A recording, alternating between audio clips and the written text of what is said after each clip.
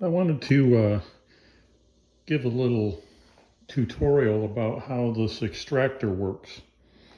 This is a radial extractor, and it has all of these cages inside to hold the frames.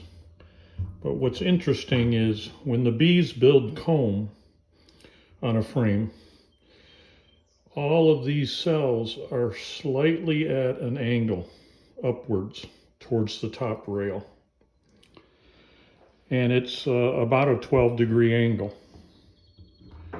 And so if you put the frame in the radial extractor in the right orientation, that 12-degree angle faces outward.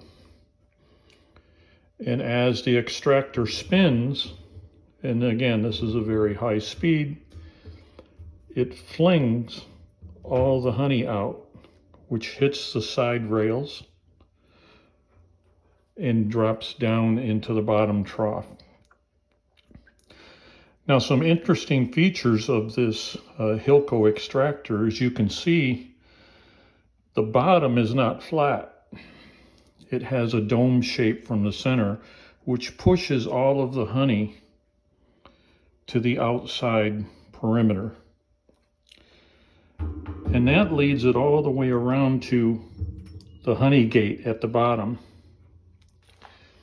And a really nice feature of these Hillco extractors is that honey gate is actually built right into the corner of the extractor. So as all of that honey gets flung to the outside, works its way down the sidewalls and collects on the bottom ring, it moves towards that honey gate and comes straight out into our buckets. And we've got a filter on this one right now.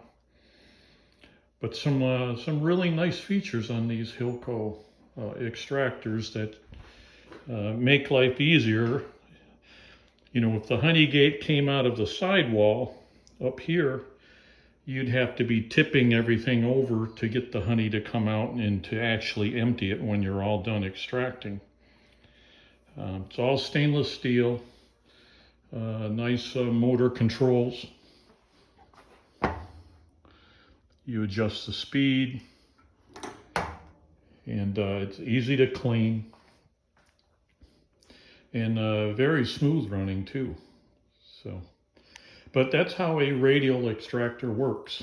It leverages that 12-degree angle of the honey frames and pushes the honey out of the comb without destroying the comb,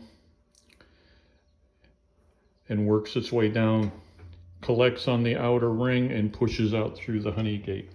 It's a really nice design.